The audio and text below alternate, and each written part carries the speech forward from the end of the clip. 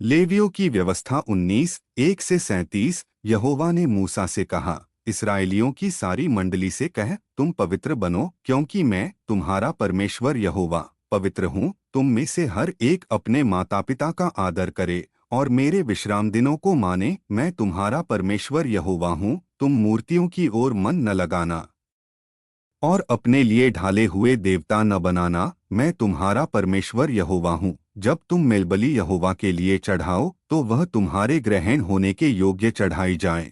उसकी बलि के दिन और दूसरे दिन वह खाई जाए, और जो तीसरे दिन तक बची रहे वह आग में जलाई जाए। यदि कोई तीसरे दिन उससे कुछ खाए तो वह घृणित ठहरेगा, वह ग्रहण नहीं किया जाएगा। जो कोई उससे खाए वह उसका दोषी ठहरेगा, क्योंकि उसने यहोवा की पवित्र वस्तु को अशुद्ध किया है। और वह प्राणी अपनी जाति में से काट डाला जाएगा। जब तुम अपने देश में अपनी खेती की फसल काटो तब न तो खेत को बिल्कुल कोने तक काटना, और न गिरी हुई बालों को बीनना, और न अपनी दाख की बारी के दाने बीनना, और न गिरे हुए दानों को बीन लेना। उन्हें कंगाल और परदेशी के लिए छोड़ देना। मैं तुम्हारा परमेश्वर यहोवा हूँ। तुम चोरी न करना और न धोखा देना और न एक दूसरे से झूठ बोलना।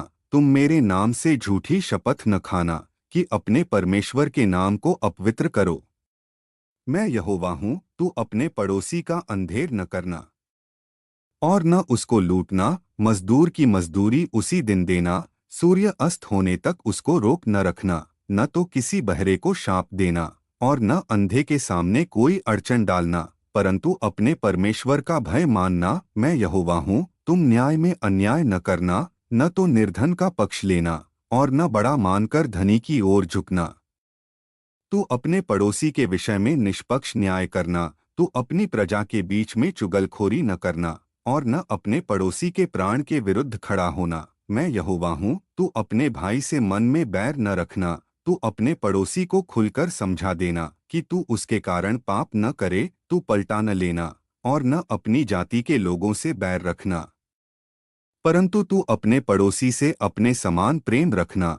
मैं यहोवा हूँ। तुम मेरे नियमों को मानना। न तो तू अपने पशुओं को किसी और जाति के साथ मिलाना और न अपने खेत में दो प्रकार का बीज बोना और न तुझ पर मिश्रित वस्त्र पहनना जिसमें सूत और ऊन मिला हो। यदि कोई पुरुष किसी स्त्री के साथ लेटे जो किसी और की रखेली हो और अब तक छुड़ाई न गई हो और न उसे स्वतंत्रता दी गई हो, तो वह दोनों दंड पाएंगे, परंतु उन्हें प्राणदंड नहीं होगा, क्योंकि वह स्वतंत्र नहीं थी। वह एक बलिपशु अपने दोष की भेंट यहोवा के पास तंबू के द्वार पर लाएगा, अर्थात एक मेंढा दोष की भेंट के लिए, और याजक उस मेंढे से उसके लिए यहोवा के सामने प्रायश्चित करेगा। जो उसने किया और जो पाप उससे हुआ वह उसके लिए क्षमा किया जाएगा। जब तुम उस देश में पहुँचो और सब प्रकार के फलदार वृक्ष लगाओ तब उनके फल को अशुद्ध जानना। उनके फल 3 वर्ष तक तुम्हारे लिए निषिद्ध होंगे,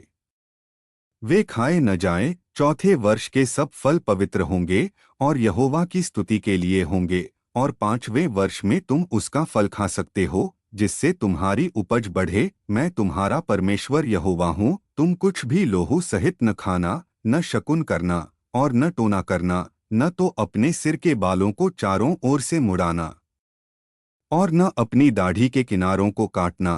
तुम मरे हुए के कारण अपने शरीर को न चीरो और न अपने ऊपर गोदाई कराओ। मैं यहोवा हूँ। तू अपनी बेटी को व्यभिचार में न डालना कि वह किसी के लिए वेश्या न बन जाए और देश पाप से भरकर व्यभिचार न करे। तुम मेरे विश्राम दिनों को मानना और मेरे पवित्र स्थान का आदर करना।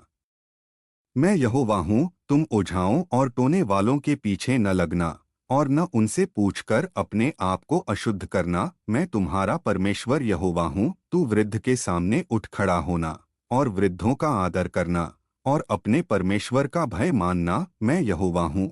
और जब कोई परदेशी तुम्हारे देश में तुम्हारे बीच रहे तो उसे न दबाना। वह तुम्हारे बीच ऐसा रहे जैसे तुम में जन्मा हुआ कोई रहता है, और उसे अपने समान मानकर प्रेम करना, क्योंकि तुम भी मिस्र देश में परदेशी थे। मैं तुम्हारा परमेश्वर यहोवा हूँ। तुम न तो नाप में और न तौल में और न किसी माप में अन्याय करना। तुम्हारी तराजू ठीक और तुम्हारे बाट ठीक, और एपा और हिन ठीक हो, मैं तुम्हारा परमेश्वर यहोवा हूँ जो तुम्हें मिस्र देश से निकाल लाया। इसलिए तुम मेरे सब विधि विधानों और नियमों को मानकर उन पर चलना। मैं यहोवा हूँ। आमीन।